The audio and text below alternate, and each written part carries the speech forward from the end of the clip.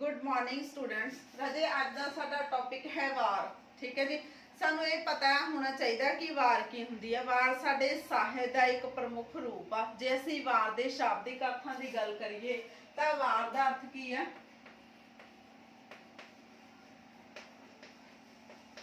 वार करना, हल्ला बोलना,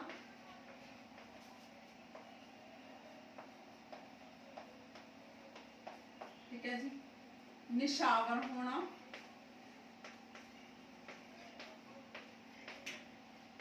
कुर्बान होना,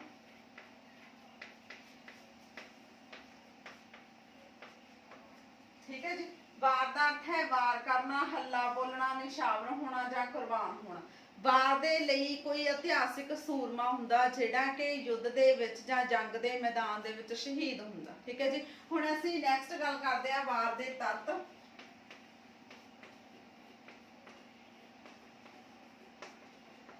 सब तो फर्स्ट पॉइंट है उद्देश जां मनोरथ।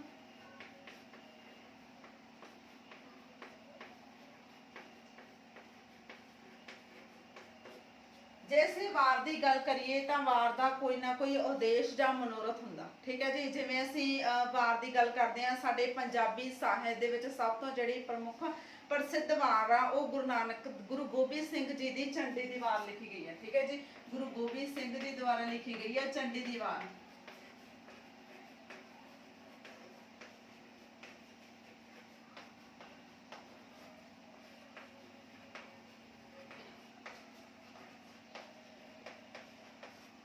साडे 10वें गुरु गोबिंद सिंह जी ने झंडी की वार लिखी है। जे असीं इस वार की गल करिए तो इस वार दे विच दुर्गा देवी ते राक्षसां दे युद्ध का वर्णन किया गया। ठीक है।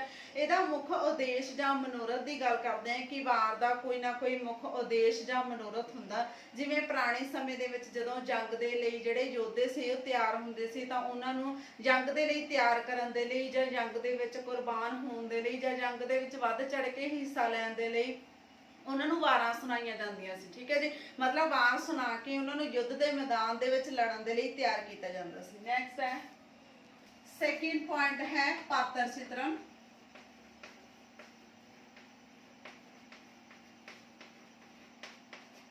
जे असीं पात्र चित्रण की गल करिए, जे वार का मुख उद्देश या मनोरथ होगा तो उहदे विच जिहड़ा पात्र चित्रण होना बहुत जरूरी है। ठीक है जी। हुण असीं जदों एक एग्जाम्पल दे विच दस्सिआ कि गुरु गोबिंद सिंह जी ने जिद्दां झंडी की वार लिखी आ, उहदे विच उन्हां ने दुर्गा देवी ते राक्षसां दे युद्ध दा वर्णन किया गया। ठीक है। हुण इहदे इस वार दे विच पात्र चित्रण किहड़े मन्ने गए आ? एक तां दुर्गा देवी हो गई, ठीक है, दूजे पासे राक्षस हो गए। ठीक है। मतलब जिन्नी बरीकी दे नाल जां सूखमता दे नाल पात्रां नूं पेश किया जाऊगा उन्नी वार सफल होगी। ठीक है। जिन्ने भी मतलब युद्ध दे विच लड़ रहे जिहड़े योद्धे ने जां जंग दे मैदान दे विच जिन्ने भी योद्धे ने वो लड़नगे, उन्हां दा पात्र चित्रण जे सफलतापूर्वक किया जाऊगा तां ही जिहड़ी वार है साडी वो सफल हो सकदी है। ठीक है। नैक्सट है थर्ड पॉइंट वातावरण।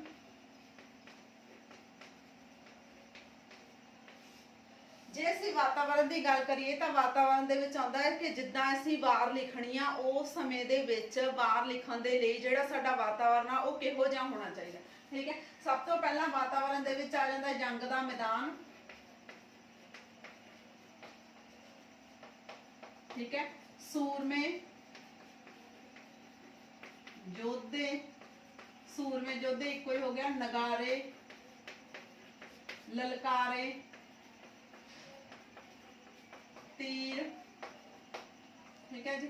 इस तो इलावा हो गया तुहाडे हाथी घोड़े, हाथी घोड़िया द्वारा शास्त्र।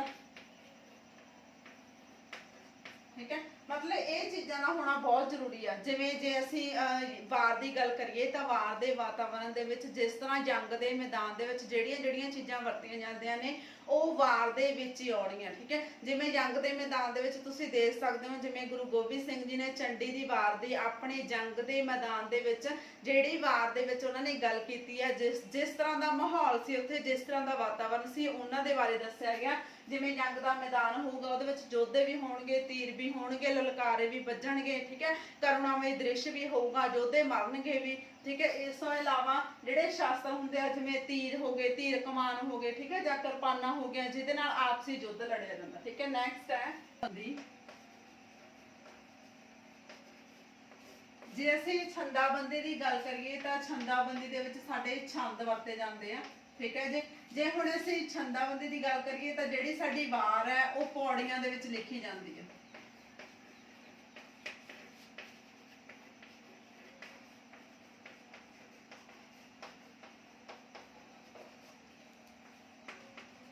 ਜਦੋਂ ਵਾਰ ਨੂੰ ਪੌੜੀਆਂ ਦੇ ਰੂਪ ਵਿੱਚ ਲਿਖਿਆ ਜਾਂਦਾ ਤਾਂ ਜਿਹੜਾ ਜੰਗ ਦੇ ਮੈਦਾਨ ਦੇ ਵਿੱਚ ਜਿਹੜੇ ਯੋਧੇ ਨੇ ਲੜ ਰਹੇ ਨੇ ਉਹਨਾਂ ਦੇ ਤੀਰ ਦੀ ਜਿਹੜੀ ਵੀ ਦਿਸ਼ਾ ਵਾ ਉਹਨਾਂ ਨੂੰ ਸਹੀ ਰੂਪ ਦੇ ਵਿੱਚ ਪੇਸ਼ ਕੀਤਾ ਜਾਂਦਾ, ਠੀਕ ਹੈ। ਮਤਲਬ ਜਿਹੜੀ ਵਾਰ ਆ ਉਹ ਸਫਲ ਹੋ ਸਕਦੀ ਹੈ ਜੇ ਉਹਨੂੰ ਪੌੜੀਆਂ ਦੇ ਵਿੱਚ ਲਿਖੀ ਜਾਏ। ਜੇ ਅਸੀਂ ਛੰਦ ਦੀ ਗੱਲ ਕਰੀਏ ਤਾਂ ਵਾਰ ਦੇ ਵਿੱਚ ਦੋ ਤਰ੍ਹਾਂ ਦੇ ਛੰਦ ਵਰਤੇ ਜਾਂਦੇ ਆ।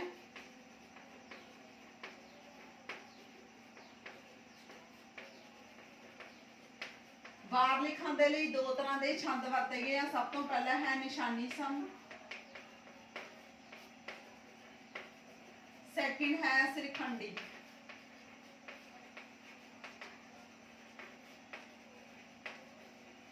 ਠੀਕ ਹੈ ਜੀ। ਵਾਰ ਹੈ ਜਿਹੜੀ ਉਹ ਪੌੜੀਆਂ ਦੇ ਵਿੱਚ ਲਿਖੀ ਜਾਂਦੀ ਹੈ। ਵਾਰ ਦੇ ਵਿੱਚ ਦੋ ਛੰਦ ਵਰਤੇ ਜਾਂਦੇ ਆ ਖਾਸ ਤੌਰ ਤੇ। ਸਭ ਤੋਂ ਫਸਟ ਹੈ ਨਿਸ਼ਾਨੀ ਛੰਦ, ਸੈਕਿੰਡ ਹੈ ਸਿਰਖੰਡੀ ਛੰਦ, ਠੀਕ ਹੈ। ਨੈਕਸਟ ਹੈ ਬੋਲੀ ਕਿੱਦਾਂ ਦੀ ਹੋਣੀ ਚਾਹੀਦੀ ਹੈ। ਉਹਦੇ ਵਿੱਚ ਮਿਠਾਸ, ਜੋਸ਼ ਤੇ ਸਰਲਤਾ, ਠੀਕ ਹੈ ਜੀ। ਜੇ ਅਸੀਂ ਵਾਰ ਦੀ ਬੋਲੀ ਦੀ ਗੱਲ ਕਰੀਏ ਤਾਂ ਵਾਰ ਲਿਖਣ ਦੇ ਲਈ ਜਿਹੜੀ ਬੋਲੀ ਆ ਉਹ ਮਿੱਠੀ ਵੀ ਹੋਣੀ ਚਾਹੀਦੀ ਹੈ, ਠੀਕ ਹੈ ਜੀ।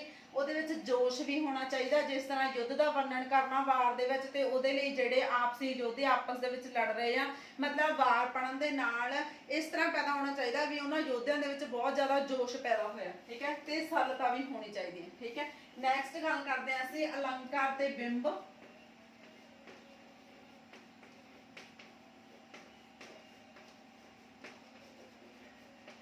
अलंकार की होंगे आ? अलंकार कविता दे ओ गहने हैं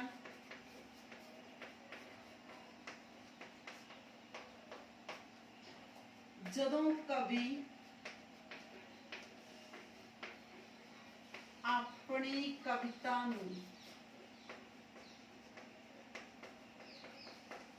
सोहना बनाउण लई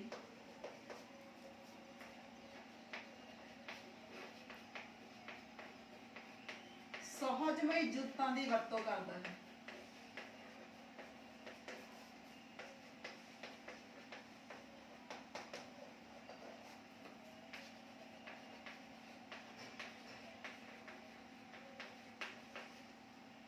ठीक है जी।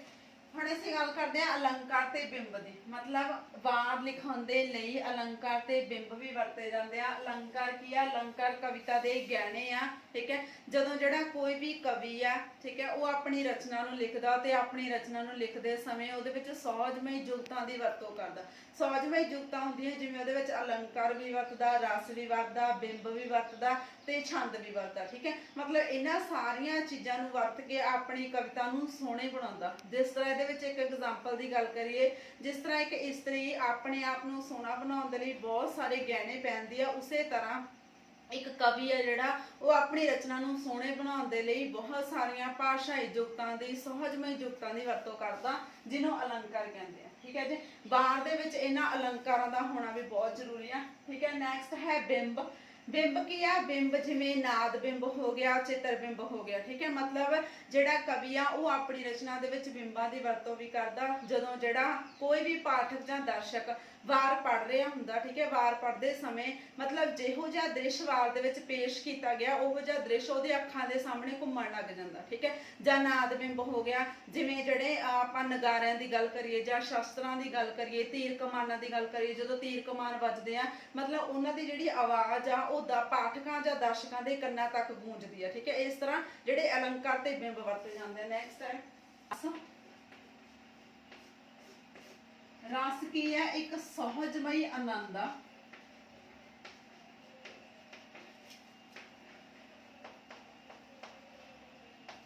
ਠੀਕ ਹੈ। ਜਿਵੇਂ ਅਸੀਂ ਰਸ ਦੀ ਗੱਲ ਕਰੀਏ ਤਾਂ ਰਸ ਇੱਕ ਸਹਜਮਈ ਆਨੰਦ ਆ, ਠੀਕ ਹੈ। ਮਤਲਬ ਇਹਦਾ ਮਤਲਬ ਇਹ ਆ ਵੀ ਜੇ ਵਾਰ ਦੇ ਵਿੱਚ ਰਸਾਂ ਦੀ ਵਰਤੋਂ ਕੀਤੀ ਜਾਂਦੀ ਆ ਤਾਂ ਇਹਦੇ ਨਾਲ ਪਾਠਕ ਜਾਂ ਦਰਸ਼ਕ ਨੂੰ ਵਾਰ ਪੜ੍ਹਨ ਦੇ ਸਮੇਂ ਜੋ ਸਹਜਮਈ ਆਨੰਦ ਮਿਲਦਾ, ਠੀਕ ਹੈ। ਮਤਲਬ ਰਸ ਦੀ ਵਰਤੋਂ ਇਸ ਲਈ ਕੀਤੀ ਜਾਂਦੀ ਆ, ਮਤਲਬ ਜਦੋਂ ਪਾਠਕ ਆ ਜਿਹੜਾ ਪਾਠਕ ਨੂੰ ਉਸ ਕਵਿਤਾ ਦੇ ਨਾਲ ਜੋੜਨ ਦੇ ਲਈ ਇੱਕ ਜਿਹੜਾ ਰਸ ਆ ਉਹ ਮਹੱਤਵਪੂਰਨ ਭੂਮਿਕਾ ਨਿਭਾਉਂਦਾ, ਠੀਕ ਹੈ ਜੀ। ਵਾਰ ਦੇ ਵਿੱਚ ਕਿਹੜੇ ਕਿਹੜੇ ਰਸਾਂ ਦੀ ਵਰਤੋਂ ਕੀਤੀ ਜਾਂਦੀ ਹੈ? ਨੈਕਸਟ ਹੈ ਵਿੱਚ ਖਾਸ ਤੌਰ ਤੇ ਵੀ ਰਸ ਦੀ ਵਰਤੋਂ ਕੀਤੀ ਜਾਂਦੀ ਹੈ।